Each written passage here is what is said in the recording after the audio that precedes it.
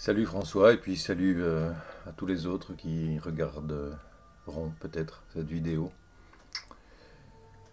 Qu'est-ce que ça a été la littérature cette semaine? La littérature, ça a été beaucoup de souvenirs en fait, et pas tellement lu. J'avais bien repris il y a quelques jours un Simon. Ça devait faire une vingtaine d'années que j'avais plus lu un Simon, et en fait j'en ai tout plein des Simons, j'en ai repris. C'est Maigret s'amuse. En fait, j'ai chez moi ici toute une série de Simon qui avait été rééditée dans une collection par une maison d'édition suisse il y a 20-30 ans. J'avais un oncle qui travaillait dans cette maison d'édition qui s'appelait Édito Service à Genève. Voilà, je me suis mis à relire un Simenon. Mais enfin, j'ai pas été très très loin. Non pas que ça ne me plaisait plus, mais il se fait que cette semaine, voilà, il y a quelqu'un qui est parti. J'ai perdu quelqu'un de très très important dans, je vais pas dire juste dans mon parcours professionnel parce que j'aime pas en fait cette appellation, mais juste dans ma vie d'homme en fait. Dans les années 90, j'étais assistant à la mise en scène d'un metteur en scène qui s'appelle Adrian Bryan, qui est un Anglais qui travaillait énormément en Belgique, en Hollande, en Turquie, un peu à Paris de temps en temps aussi. Et cette expérience d'assistant, elle a été extraordinaire parce que en 1990, quand je l'ai rencontré, juste parce que quelqu'un savait qu'il avait besoin d'un assistant assez vite pour remplacer quelqu'un d'autre qui était malade, quelqu'un m'a branché là-dessus et j'ai rencontré ce metteur en scène anglais que je connaissais de réputation. J'avais vu deux, trois de ses spectacles ici à Bruxelles et je l'ai rencontré dans un café et en 10 minutes c'était fait, il m'a donné sa confiance et c'était parti. J'ai fait 8 spectacles avec lui comme assistant, mais surtout très important, sur le premier spectacle sur lequel nous travaillons, une pièce française dont j'oublie le nom maintenant, il manque un petit rôle. Il n'a pas encore distribué un petit rôle et à la première lecture il me demande en tant qu'assistant de lire ce petit rôle et à la fin il me dit bah, c'est toi qui vas le jouer ce rôle-là. Et moi je lui dis ben je ne suis pas comédien. Enfin j'ai fait un peu d'académie, mais enfin c'est surtout la mise en scène qui m'intéresse et l'écriture. Il me dit si, tu vas jouer le rôle, hein, tu viens de le faire en lecture, tu peux très bien faire ça. Puis c'est très très chouette parce que pendant 3 saisons on tourne ce spectacle et donc avec d'autres comédiens, j'ai une première expérience d'acteur comme ça.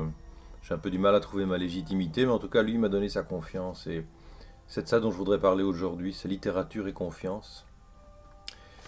Le deuxième spectacle qu'on fait ensemble, dans la foulée pour le même théâtre, un théâtre situé à quelques kilomètres de Bruxelles, en pleine campagne, il me propose de faire l'adaptation d'un texte anglais qui s'appelle La Dame en Noir, d'un auteur qui s'appelle Stephen Malatrat. Il existe une traduction dont lui, le metteur en scène, est à moitié satisfait, c'est un peu une traduction à mot à mot. Et dans une conversation, il a entendu que j'avais envie d'écrire des adaptations et de me lancer dans des traductions de pièces, de textes anglais. Et là, encore une fois, en 5 minutes, il me dit mais fais-le. Tu as 2 mois là, juillet et août, on répète en septembre, il faut revoir ce texte, il n'est pas bon comme il est là. Réécris-moi quelque chose, replonge dans le roman d'origine et dans la pièce anglaise qui était déjà une adaptation de ce roman. Et voilà, il me donne sa confiance et j'écris ma première adaptation et je deviens membre de la SACD et je touche des droits. Un peu dommage que le producteur de ce théâtre d'ailleurs ne déclarait pas les recettes exactes et que du coup, voilà, ces droits ont été amputés d'une pièce qui a fait un gros succès pendant 2 ou 3 saisons aussi. Voilà. Tout ça pour dire qu'après, ben, c'est un parcours avec lui dans un autre théâtre, un des grands théâtres de Bruxelles, le Rideau de Bruxelles. Et, et de spectacle en spectacle, pendant 5 ou 6 ans, je découvre ce que c'est que le travail d'assistant, et c'est-à-dire que je découvre de près le travail de dizaines d'acteurs, toutes générations confondues, qui sont absolument passionnants et qui sont surtout absolument heureux de venir aux répétitions et de travailler avec ce bonhomme-là. Et là où je veux en venir, c'est que de cette confiance, en fait, ça me nourrit, moi qui suis un autodidacte, ça me nourrit, ça me donne des ailes tout le temps. Et en 96, quand j'aurai 2, 3 projets de mise en scène plus précis qui viennent, soit que je veux les initier moi-même, soit qu'on m'en propose, je vais arrêter d'être assistant pour lui. Et je sens bien que dans le théâtre où je travaille, on me regarde un peu de haut en disant ah, il va quitter le poste d'assistant, il va faire de la mise en scène pour qui il se prend. Enfin, un peu dommage. Sauf lui, le metteur en scène, qui me dit mais vas-y, fonce, évidemment que tu dois foncer. T'as fait tes armes avec moi pendant 7 ou 8 spectacles, vas-y. Et donc ça fait une vingtaine d'années de ça. Il se fait que ce bonhomme incroyable, ce grand monsieur qui m'accompagne dans tout ce que je fais, je le recroise il y a 4 semaines à Bruxelles, devant le cimetière de Laken. Alors voilà, il avait pris un coup de vieux. J'étais très ému de le revoir. En fait, il allait tourner dans un film dont les scènes se tournaient dans le cimetière. Parce qu'en fait, il était acteur de cinéma aussi. Dans les années 80, il a participé à plusieurs films d'André Téchiné, Barocco, Les Sœurs Brontë. Il a tourné avec Altman aussi. Et ce que j'aimais bien chez ce type, donc je le revois il y a 4 semaines, et première question qu'il me pose, c'est comment ça va la carrière et les enfants. Bah, la carrière, je lui dis, oh, bah, à force de ne pas se laisser faire par les directeurs de théâtre ou par les responsables et d'avoir quelques exigences et un peu d'éthique, ben, il y a forcément des endroits où on ne travaille plus parce qu'il ne faut pas ouvrir sa gueule. C'est pas grave, on fait sa route personnelle. N'est-ce pas François? Et hier, en échangeant avec quelques potes sur Facebook, en envisageant d'aller à l'enterrement de ce grand bonhomme, enterrement qui aura lieu la semaine prochaine à Amsterdam, parce il vivait en Hollande, je me souviens des cadeaux qu'il me faisait, aux premières, aux dernières. Il savait mon goût pour la lecture, même si je lisais pas beaucoup de romans dans les années 90 en fait. Mais voilà, je me souviens qu'il m'offrait une biographie d'Oscar Wilde. Mais surtout, en fait, il m'a amené à ce que j'ai beaucoup lu dans les années 90 et au début des années 2000. C'est une série d'auteurs anglais, américains. Et donc, voilà. Forcément, quand dans les années 90, j'ai fait une première version du Dr. Jekyll et Mr. Hyde, et que j'ai lu, je pense, à peu près tout Stevenson, voilà, il m'offre un jour une version. Je ne sais même pas si c'est celle-là parce qu'il n'y a pas de mots dedans, mais j'ai relu L'île au trésor parce qu'il me l'a acheté. Je l'avais lu quand j'étais ado, L'île au trésor. Et puis surtout, alors il me fait découvrir Conrad. Donc je découvre Au cœur des ténèbres, Lord Jim, Duel aussi.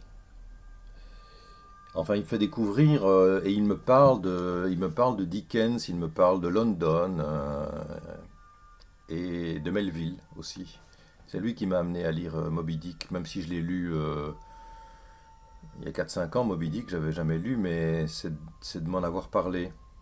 Euh, et donc, à la fois, ce type m'a donné sa confiance. Et il y avait à l'époque, alors ça va paraître un peu vieux con de dire ça, mais il y avait une facilité d'échange avec les gens. Il était très connu, très très connu, moi pas, et en 10 minutes c'était fait, il s'en foutait de ce que j'avais fait avant ou pas quand il m'a proposé de collaborer avec lui en 1990. Alors qu'après, après avoir travaillé avec lui, en allant dans d'autres endroits, dans d'autres maisons, on pourrait dire d'autres maisons d'édition, je pense François à ta vidéo que tu avais faite devant Albin Michel, il faut toujours faire des dossiers à n'en plus finir, justifier ses intentions et des fois les projets tombent à l'eau en 2 secondes d'un petit coup de fil ou d'un petit SMS ou finalement d'une raison absolument incompréhensible de la part d'un responsable de théâtre. Et tout ça est un peu fatigant et j'ai trouvé qu'à ce moment-là, il y avait avec lui et dans le théâtre où on travaillait, les choses étaient assez simples en fait. Il fallait pas montrer patte blanche ou justifier de ce qu'on avait fait tout le temps, de ce qu'on comptait faire, etc., etc. Il y avait une certaine liberté, voilà. C'est un peu difficile à trouver ça aujourd'hui, hein. Quand on propose des projets, tout prend un temps fou, bête, et la moitié tombe à l'eau ou ne rentre pas dans le souci de rentabilité des théâtres. Voilà, enfin bref. Donc voilà, je me souviens d'un autre bouquin que j'ai retrouvé, qui était un bouquin de Bruce Chatwin, Utz. Et voilà, j'en ai encore pas mal des bouquins qu'il m'a offert aux premières. Et en fait, donc voilà, je pense que dans les jours à venir, je vais replonger dans trois quatre bouquins qu'il m'a donnés. Je ne vais pas les lire entièrement. Il y en a certains que j'ai jamais lus d'ailleurs, hein. J'ai encore des Conrad que j'ai jamais lus. Plein en fait. Il y avait Graham Greene aussi, je me souviens. Je sais pas où ils sont. Mais juste, je vais replonger dans quelques extraits de ces bouquins. euh, Essayer de tenter de retrouver les premières émotions que j'ai eues à les lire. Conrad, Stevenson, Jack London, Melville aussi. Et, et je me suis dit que ce serait peut-être un bel hommage à lui faire, mais c'est un hommage tout à fait discret qui ne regarde que moi.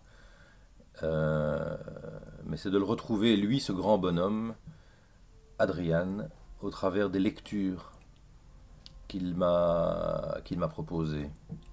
Euh, voilà, en 98, moi j'ai perdu mon père. Euh, et j'ai l'impression qu'aujourd'hui, cette semaine, voilà, il y avait un autre père qui m'a ouvert tellement de portes